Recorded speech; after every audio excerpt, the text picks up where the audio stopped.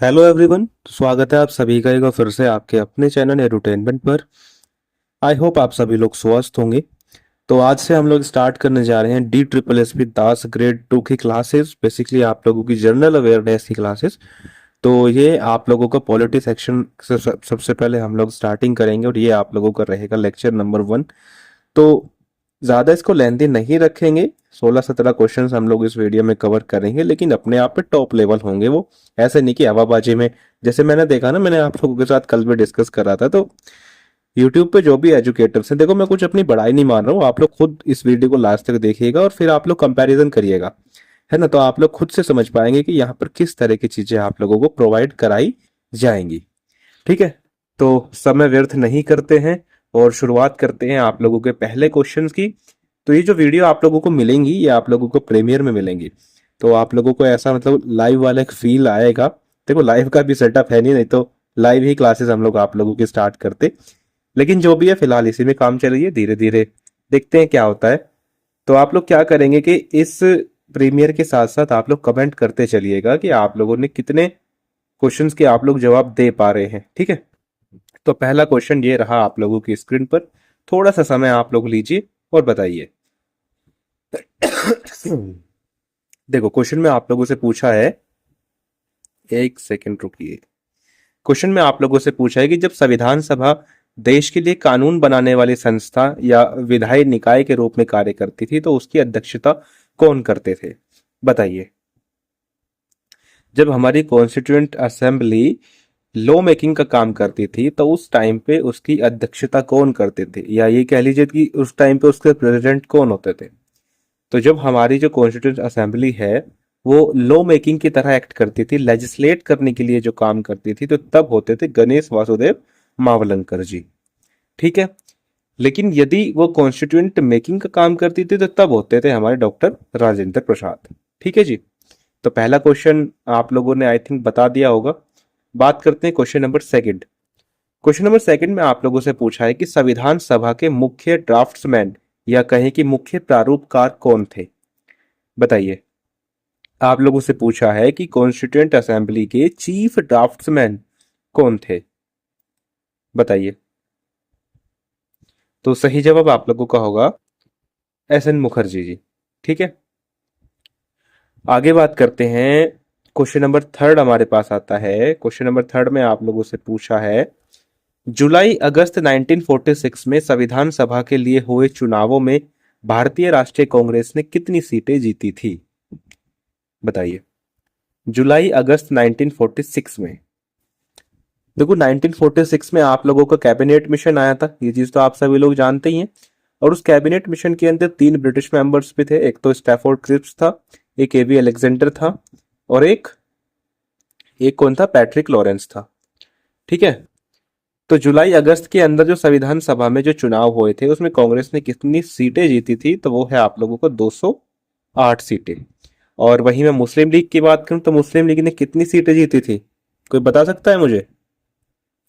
मुस्लिम league ने, जब constituent assembly का जो ये पहला जो चुनाव हुआ था, तो मुस्लिम लीग ने आप लोगों की कितनी सीटें जीती थी?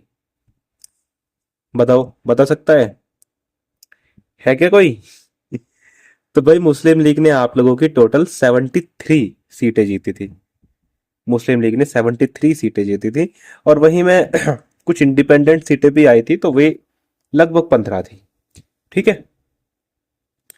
चलिए क्वेश्चन नंबर फोर्थ की हम लोग बात करते हैं। क्वेश्चन नंबर फोर्थ में आप लोगों से पूछा है, 1946 के कैबिनेट मिशन प्लान के तहत जब संविधान सभा का गठन किया गया था, तो ब्रिटिश भारतीय प्रांतों और रियासत प्रिंसली स्टेट्स के लिए आवंटित सीटें कितनी थी? बताइए। बताइए। देखो टोटल आप लोगों की 389 थी, ये बात तो आप सभी लोग जानते होंगे। टोटल तो आप लोगों की 389 थी ना। तो ये है आप लोगों का 296, तो आप लोगों के ब्रिटिश इंडिया के अंदर आती थी। और बाकी जो प्रिंसली स्टेट या प्रोविंसेस के अंदर जो आती थी, वो आप लोगों की 93 थी। पार्टीशन के बाद ये नंबर घट गया 389 से, ये आप लोगों को 299 चली गई थी सीटें। ठीक है।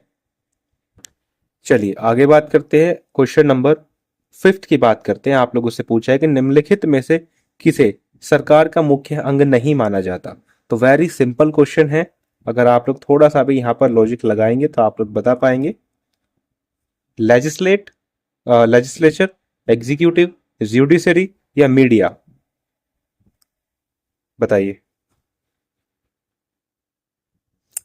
तो सही जवाब आप लोगों का होगा ये मीडिया। ये सरकार का काम नहीं है, हालांकि सरकार कर देती है, लेकिन सरकार का काम है नहीं। तो लेजिस्लेट करने का गवर्नमेंट का काम होता है, एग्जीक्यूट करने का और जुडिशरी। ठीक है। लेजिस्लेट का मतलब क्या होता है? लेजिस्लेट का मतलब होता है जब हमारी गवर्नमेंट लॉ मेक करती है, कानून बनाती है। एग्जीक्यूटिव का मतलब जब उनको इम्प्लीमेंट करती है, और जुडिशरी का मतलब जब उनको रिव्यू करती है ना। तो ये तीन मुख्य अंग होते हैं गवर्नमेंट के। चलिए नेक्स्ट क्वेश्चन की बात करते हैं। भारतीय संविधान सभा के संवैधानिक सलाहकार या कहें कि कानूनी सलाहकार, लीगल एडवाइजर के तौर में किसने कार्य करा था? बताइए। भारतीय संविधान सभा के लीगल एडवाइजर कौन थे? सिंपल सा ये क्वेश्चन आप लोगों से पूछा है। तो ये थे आप लोगों के बेनेगल नरसिंह राव जी। ठीक है। बेनेगल नरसिंह राव जी तो थे, वो आप लोगों के लीगल एडवाइजर थे। वहीं में बी आर अम्बेडकर की बात करें तो ये जो ड्राफ्टिंग कमेटी बनी थी ना, जो आप लोगों की ड्राफ्टिंग कमेटी बनी तो उसको ये चेयरमैन थे, उसके ड्राफ्टिंग कमेटी के चेयरमैन कौन थे? अंबेडकर जी। और ड्राफ्टिंग कमेटी के मेंबर कौन थे? ये क्वेश्चन भी आप लोगों से पूछा जाएगा इसी वीडियो में। तो क्वेश्चन नंबर 7 पहले देख लेते हैं। इसमें आप लोगों से पूछा है कि 13 दिसंबर 1946 को संविधान सभा के ऐतिहासिक ऑब्जेक्टिव रेजोल्यूशन, जिसे उद्देश्य प्रस्ताव भी कहा जाता है, किसने प्रस्तुत किया था? बताइए। Objective objective resolution important question है, आप लोगों का पूछा गया था टी ट्रिपल एस में। आई थिंक एलडीसी वाले पेपर में था ये। तो ये है आप लोगों के जवाहरलाल नेहरू जी। ठीक है। आगे बात करते हैं। क्वेश्चन नंबर 8 आप लोगों से पूछा है, भारतीय संविधान पूरी तरह से लागू कब किया गया था? अब इससे बच्चे कंफ्यूज होते हैं, इस क्वेश्चन में बच्चे कंफ्यूज होते हैं।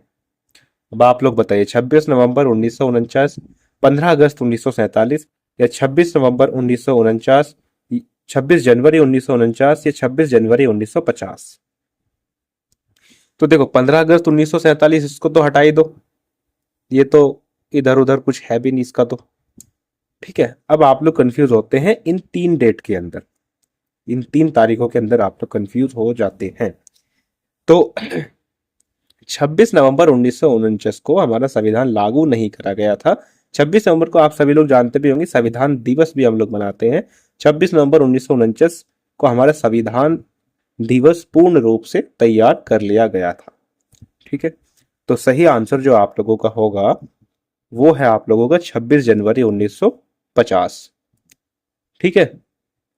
बात करते हैं, नेक्स्ट क्वेश्चन आप लोगों के पास आता है क्वेश्चन नंबर 9। इसमें आप लोगों से पूछा है कि भारतीय संविधान के लागू होने की तिथि के रूप में विशेष रूप से 26 जनवरी को ही क्यों चुना गया? ऐसी क्या इसमें खास बात है कि भाई 26 जनवरी को ही संविधान को हमने संविधान को जो है लागू किया गया? क्योंकि इस दिन भारत छोड़ो आंदोलन शुरू हुआ था, क्योंकि कांग्रेस के लाहौर अधिवेशन 1929 में इसी तिथि को पूर्ण स्वराज दिवस मनाया गया था, क्योंकि इस तिथि को भारत को स्वतंत्रता मिली थी, या क्योंकि इस दिन को कैबिनेट मिशन आया था? बताइए। तो सही जवाब आप लोगों का होगा ऑप्शन नंबर सेकंड। ठीक है, ऑप्शन नंबर सेकंड, क्योंकि जो लाहौर का जो अधिवेशन आया था 1929 में, तो इसी डेट को पूर्ण स्वराज दिवस मनाया गया था, तो वहीं से रेफरेंस लेके 26 जनवरी को संविधान को लागू किया गया। क्वेश्चन नंबर 10 की बात करते हैं। आप लोगों से पूछा है कि संविधान सभा द्वारा भारत के राष्ट्रीय ध्वज को कब अपनाया गया था? बताइए। बताइए। तो सही जवाब आप लोगों का होगा 22 जुलाई 1947, है ना। 22 जुलाई 1947 को आप लोगों का नेशनल फ्लैग को अपनाया गया था। ठीक है। क्वेश्चन नंबर 11 की बात करते हैं। इसमें आप लोगों से पूछा है कि संविधान सभा द्वारा राष्ट्रीय गान, नेशनल एंथम और नेशनल सॉन्ग को कब अपनाया गया था? बताइए। बताइए। नेशनल एंथम और नेशनल सॉन्ग इन्हें कब अपनाया गया था? 24 जनवरी 1950 है, या या आप लोगों का 22 जुलाई 1947 है, 26 जनवरी 1950 है, 26 जनवरी 1949 है। तो यहाँ से आप लोग ऑप्शन को एलिमिनेट भी कर सकते हैं। तो सही जवाब आप लोगों का होगा 24 जनवरी 1950। ठीक है जी। नेक्स्ट क्वेश्चन हमारे पास आता है क्वेश्चन नंबर 12। इसमें आप लोगों से पूछा है कि भारतीय संविधान के कितने सदस्यों ने मूल भारतीय संविधान पर हस्ताक्षर किए थे? बताइए बताइए जी। तो सही जवाब आप लोगों का होगा 284। थे कितने? 299। हस्ताक्षर कितनों ने करे? 284 ने।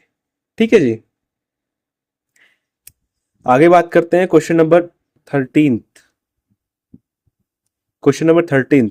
भारतीय संविधान के सभा में कुल कितने महिला सदस्य थी? 10, 12, 15 या 18? बताइए। भारतीय संविधान सभा में कुल कितनी महिला सदस्य थी? तो ये सही जवाब आप लोगों का होगा 15। 15 इसके अंदर मेंबर थे। और इन 15 में बात करूं तो जो एनी बेसेंट थी वो इसके अंदर इंक्लूडेड नहीं थी। ठीक है।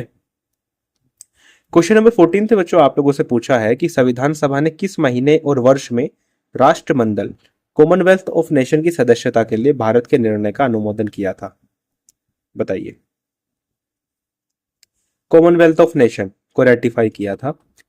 तो सही जवाब आप लोगों का होगा मई 1949, है ना। मई 1949 में कॉमनवेल्थ ऑफ नेशन को भारतीय संविधान सभा ने रेटिफाई किया था।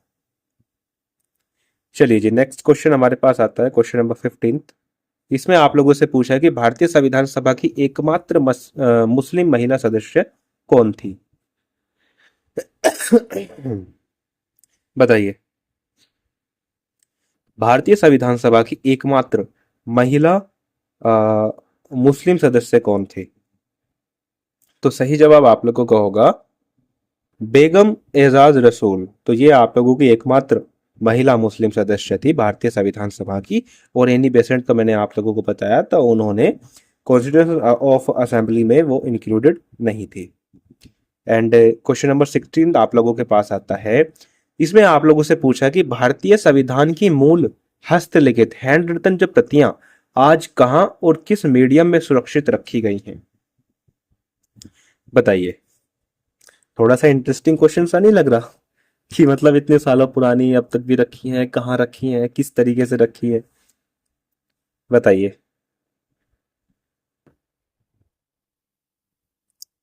बताइए, पता है किसी को? राष्ट्रपति भवन में, नेशनल आर्chiव्स ऑफ इंडिया में है, नेशनल म्यूजियम में है, या लाइब्रेरी ऑफ पार्लियामेंट में है, किधर है? तो सही जवाब आप लोगों का होगा ऑप्शन नंबर बी। तो ये आप लोगों की जो पार्लियामेंट की लाइब्रेरी है ये वहां पर रखी है सुरक्षित। और इनको हीलियम के अंदर रखा है। और हीलियम आप सभी लोग जानते हैं कि हीलियम एक इनर्ट गैस होती है ना। तो उसी वजह से इन्होंने इसके हीलियम के अंदर इसको प्रोटेक्टिव रखा गया है। अब देखो यहाँ पर मैंने क्वेश्चन तो आप लोगों के लिए 20 तैयार करे थे, लेकिन पता नहीं यहाँ पर 4 क्वेश्चन यहाँ पर है नहीं। तो थोड़ा सा आप लोग सुन लीजिएगा ऐसे ही। ठीक है, एक सेकेंड आप लोग रुकिए, थोड़ा सा इधर हम लोग कर लेते हैं। तो एक क्वेश्चन तो आप लोगों के लिए यही है कि जो हमारी जो कॉन्स्टिट्यूएंट जो असेंबली थी, जो हमारी कॉन्स्टिट्यूएंट जो हमारी असेंबली थी, इसमें एक आप लोगों की कमेटी बनाई गई थी, ऑर्डर ऑफ बिजनेस कमेटी। तो ऑर्डर ऑफ बिजनेस कमेटी के मेंबर कौन थे? के एम मुंशी जी। इनके बारे में थोड़ा सा सुन लीजिए। 2 कमेटी इनसे बेसिकली संबंधित है। एक तो ऑर्डर ऑफ बिजनेस कमेटी, सुनते चलिएगा, लिख नहीं कुछ रहा हूं। ऑर्डर ऑफ बिजनेस कमेटी इनसे संबंधित है, मतलब उसके मेंबर रहे हैं। और ड्राफ्टिंग कमेटी के ये मेंबर रहे हैं। चीफ ड्राफ्ट्समैन मैंने आप लोगों को बता दिया कौन थे, एस एन मुखर्जी साहब जी थे। वाइस प्रेसिडेंट की बात करूं तो कौन थे? वाइस प्रेसिडेंट थे आप लोगों के एच सी मुखर्जी और टी टी कृष्णमाचारी जी। सिंपल सी बात है।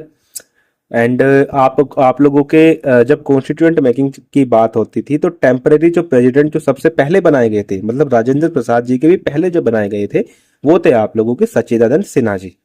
ठीक है। देखो इन क्वेश्चंस को मैं आप लोगों के नेक्स्ट लेक्चर के अंदर इंक्लूड कर लूंगा, बस थोड़ा सा सुनते चलिए, जिससे कॉन्स्टिट्यूएंट असेंबली का एक मेजर पोर्शन हम लोग कवर कर लेंगे। ठीक है, ये चीज हो गई।